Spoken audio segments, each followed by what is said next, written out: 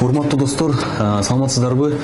Азыр гана бир жаңылык уктум. Аябай көңүлүм чөктү, ачуум келди. Эмне себеп? Азыркы тапта Уральский шаарынын Ташкала районунун эски айылдын аты Ванинди, жаңы аты Бастау экен. Амиров Азатбек деген байке качып келиптир. Качып чыгыптыр, 9 ай козулукта жүрүптүр. Ушул сөздү угуп алып аябай маң болуп калдым. Кантип 21-кылымда кулчулук болсун деп. Ушул жумуш боюнча ал байке өзү качыптыр, жана артында 4 кыргыз байкелер калыптыр. Темир байке дейт, Темир байке Кара Суу районунун Кеңс айылынан болот экен.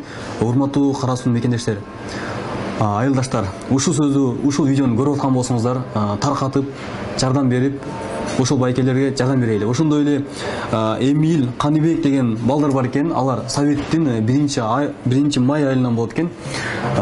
Советтиктер угуп жаткан болсоңуздар, алар 8 жылдан бери кулчулукта жүрөт деди.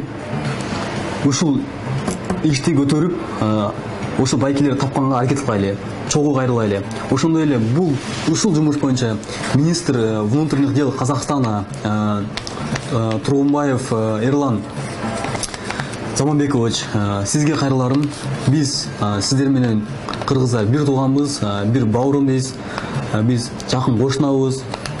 Негизи эле эзилтиден келген салт санабыз окшош, көзүбүз окшош, сүйлөгөн тилибиз окшош.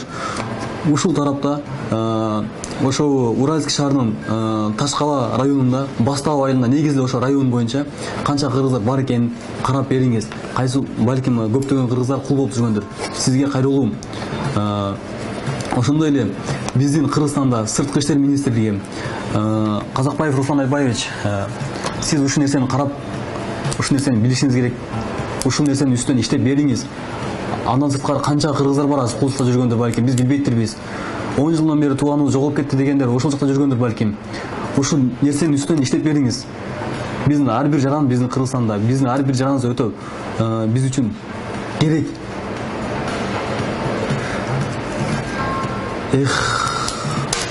Ушунчалык мен маанай түштү.